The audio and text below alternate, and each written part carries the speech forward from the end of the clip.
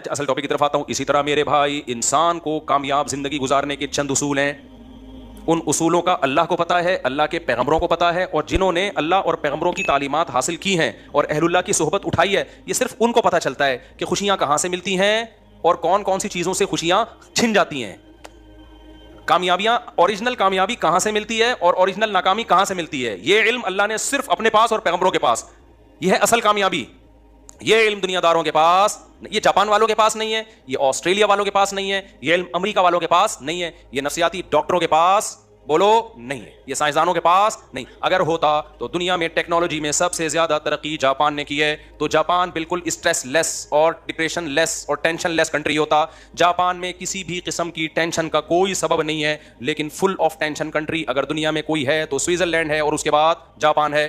یاری میرا خیال ہے بات سمجھ میں, کیونکہ ان کے کچھ چیزوں میں کانسیپٹ کلیئر نہیں ہے. دیکھو میں مختصر بات سے بات سمجھانے کی کوشش کرتا ہوں. آپ کو پتہ ہے انسان کو دنیا میں اچھی لائف گزارنے کے لیے کس چیز کی سب سے زیادہ ضرورت ہے؟ پتہ ہے آپ کو؟ یہی نہیں پتا آپ کو؟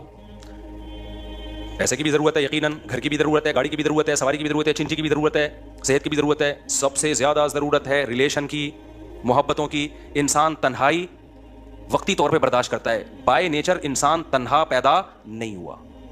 سمجھتے ہو کہ نہیں سمجھتے؟